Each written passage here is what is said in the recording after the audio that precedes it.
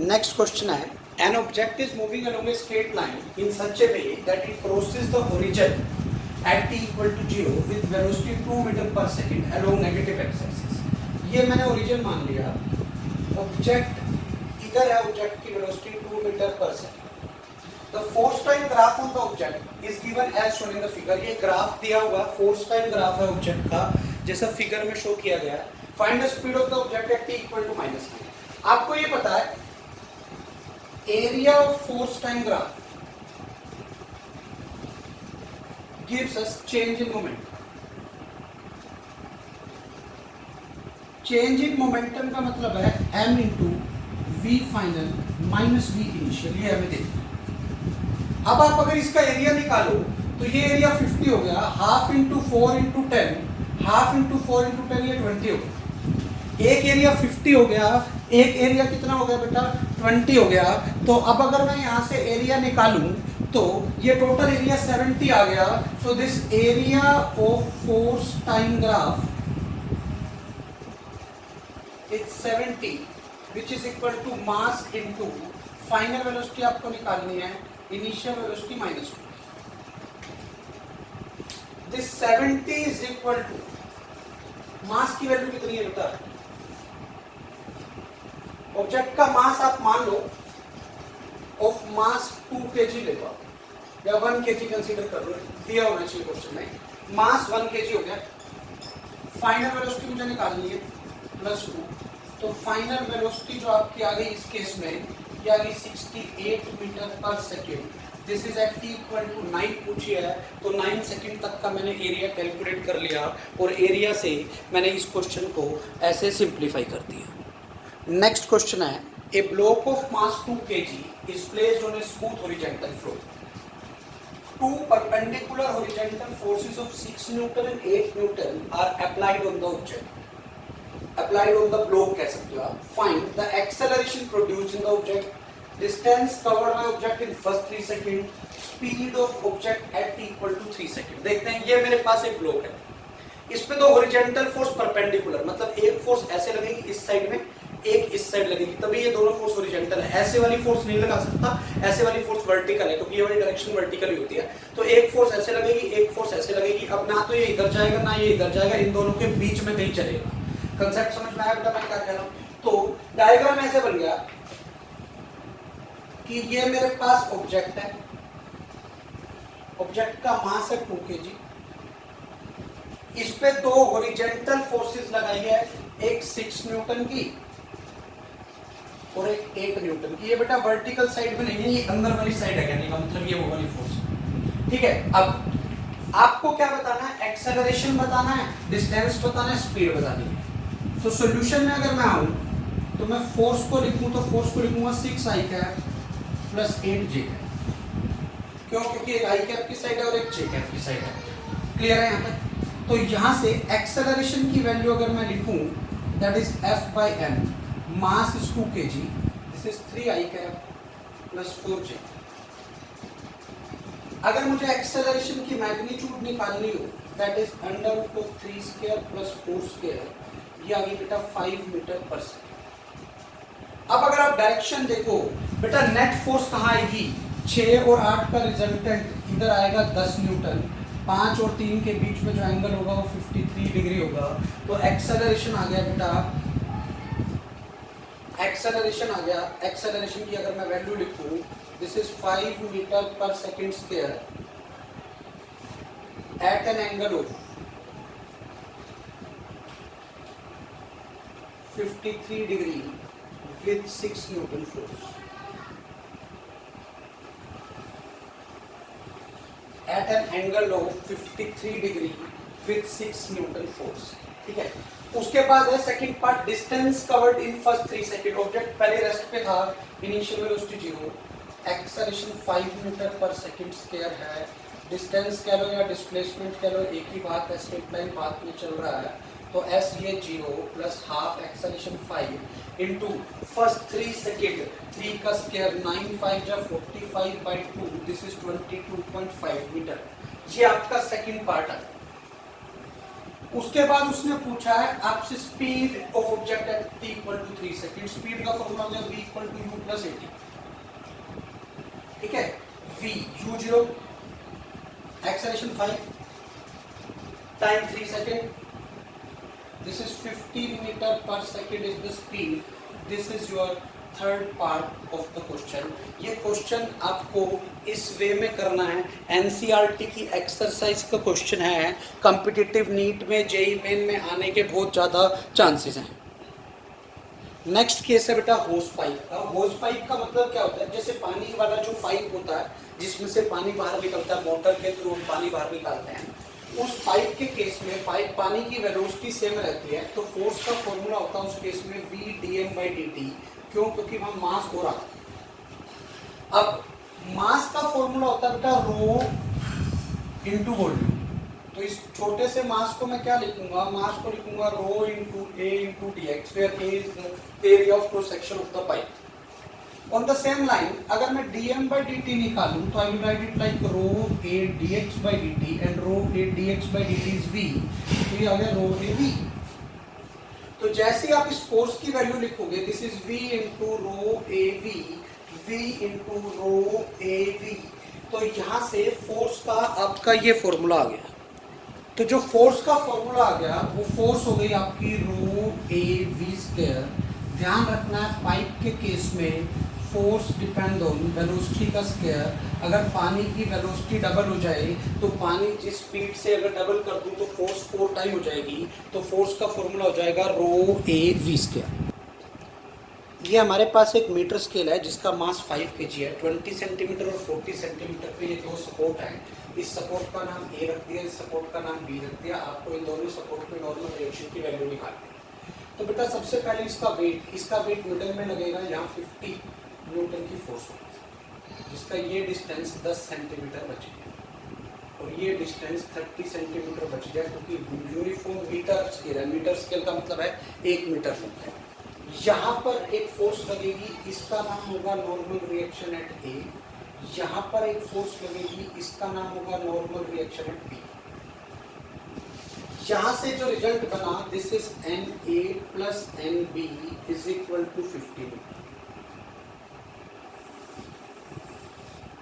ये आपका फर्स्ट है। दूसरा, क्योंकि ये रेस्ट पे है तो इसका मतलब नेट फोर्स 0, रेस्ट पे है तो नेट टॉर्क भी 0 होना चाहिए। हम टॉर्क ए पॉइंट के अबाउट निकाल लेते हैं। टॉर्क होता है फोर्स इनटू परपेंडिकुलर डिस्टेंस, तो torque of N A plus torque of 50 newton plus torque of N B should be 0। और मैं क्या कर रहा हूँ, टॉर्क ए के अबाउट निकाल रहा हूँ, तो एन ए का टॉर्क 0 हो गया, 50 वाले का हो गया आर क्रॉस एफ, अंदर आ गया। तो ये आ गया बेटा -50 इंटू 30 सेंटीमीटर का मतलब 0.3 प्लस एन बी इंटू ये कितना बचा बेटा 40.4 शुड बी इक्वल टू 0।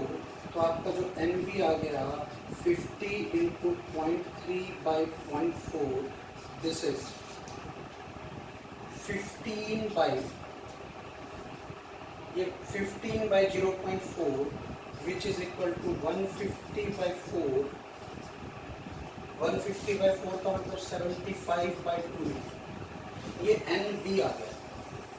अगर ये आपका एन बी आया तो एन ए अगर आपको निकालना हो तो एन ए आ जाएगा 50 - 75/2, this is 25/2 newton. This will be your answer of N A and N B. मैंने क्या किया है, क्योंकि ये रेस्ट पे था तो इस पे नेट फोर्स भी 0 होनी चाहिए और नेट टॉर्क भी 0 होनी चाहिए, इसलिए मैंने पहले नेट फोर्स 0 रखी है, फिर नेट टॉर्क 0 किया है। नेट टॉर्क चाहे आपकी मर्जी है, जब ये रेस्ट पे चाहे आप ए के अबाउट निकालो, चाहे बी के अबाउट निकालो, चाहे इसके सेंटर के अबाउट निकालो। रेस्ट पे हो तो आप किसी के भी अबाउट नेट टॉर्क निकाल सकते हैं। नेक्स्ट क्वेश्चन है, एक क्यूबिकल ब्लॉक है with the help of a force F is kept at rest against a board. Find the normal reaction on the block due to the board. Find the torque of normal reaction about the center of the block. Find the frictional force on the block. अब आप यहाँ देखो, यहाँ mg नीचे लग गया, ठीक है, mg इधर लग गया।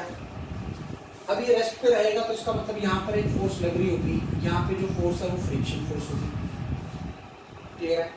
नॉर्मल रिएक्शन कहीं यहाँ से नीचे से लगेगी, सेंट्रल लाइन से पास नहीं करेगी। क्यों नहीं करेगी वो थोड़ी देर में मैं आपको समझा दूंगा। क्यों?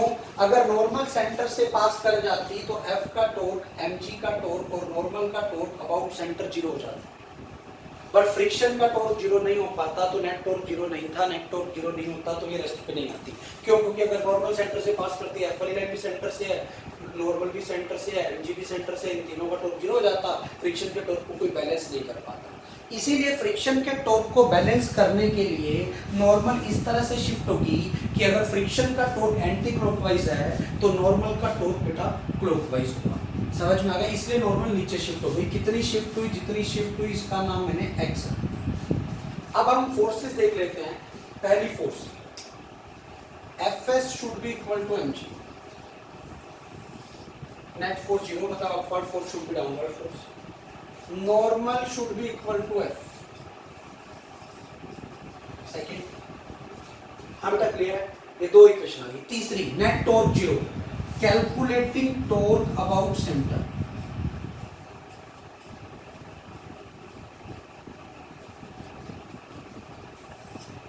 टॉर्क सेंटर क्या हो? mg का टॉर्क जीरो हो गया, f का टॉर्क जीरो हो गया, नॉर्मल का टॉर्क हो गया n इंटू एक्स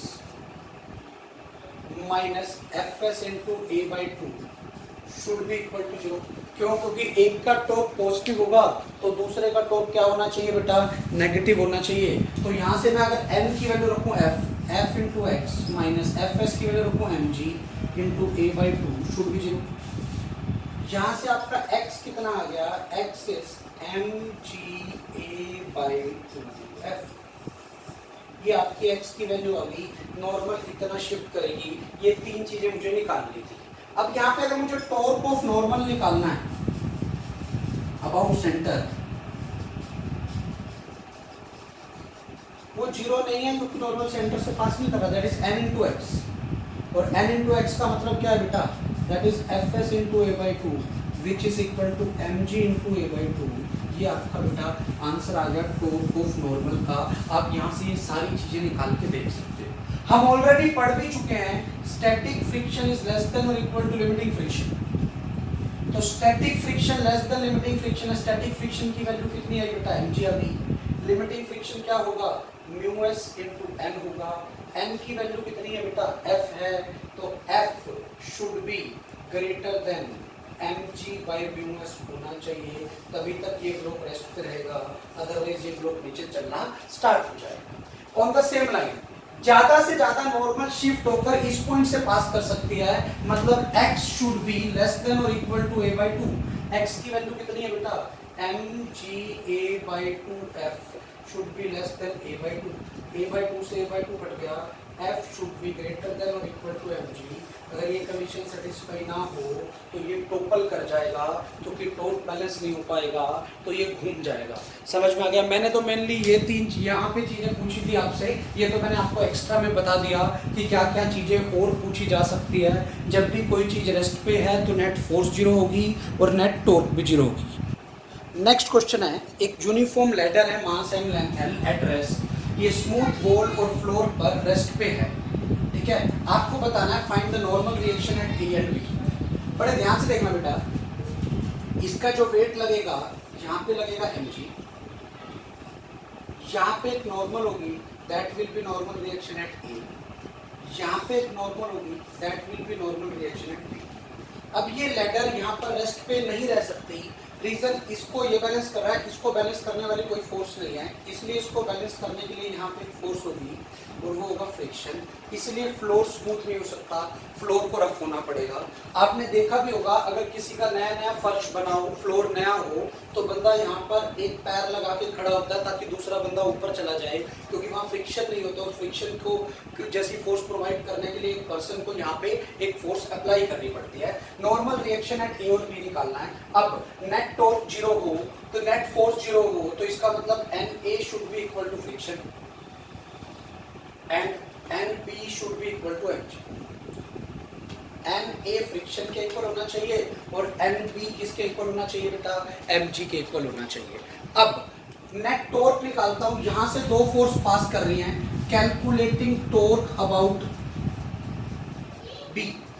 आपको टॉर्क निकाल रहा हूं मैं बी पॉइंट के अबाउट, तो ये आ गया torque of friction plus torque of N B plus torque of M G plus torque of N A should be 0। Clear है? अब आप देखो बेटा, फ्रिक्शन का एनबी का एमजी का एनए का टॉर्क 0, बी पॉइंट से फ्रिक्शन और एनबी पास कर रहे हैं तो इन दोनों का टॉर्क तो वैसे ही 0 हो गया। एमजी का टॉर्क क्या बनेगा बेटा, ये डिस्टेंस l/2 है तो l/2 का इधर वाला ये डिस्टेंस बन गया l/2 cos थीटा, और ये टॉर्क बाहर आ रहा है तो ये आ गया plus mg l/2 cos theta. ऐसे ही नॉर्मल का टॉर्क निकाला, ये Na है, ये L है, ये एंगल थीटा है, तो ये डिस्टेंस बन गया L sin थीटा, तो Na का टॉर्क आ गया minus Na into L sin theta should be 0। तो यहाँ से Na आ गया mg/2 cos theta by sin theta is that is cos theta. ये आपका Na आ गया और ये आपका Nb आ गया। क्लियर है? जो Na है वही फ्रिक्शन है, ध्यान रखना है। अब ये रेस्ट पे इसलिए फ्रिक्शन स्टैटिक है। Now your static friction should be less than the limiting friction. तो what I can write is mg/2 cos theta should be less than μs into nb, क्योंकि यहाँ नॉर्मल b लग रही है।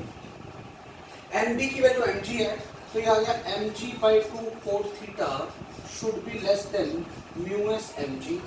mg से mg cancel हो गया तो यहाँ से आ गया μs should be greater than half cos theta. Rest पे रखने के लिए कोफिशिएंट ऑफ स्टैटिक फ्रिक्शन और थीटा के बीच में ये रिलेशन होना चाहिए, तभी ये ब्लॉक रेस्ट पे हो सकता है, अदरवाइज ये ब्लॉक रेस्ट पे नहीं होगा।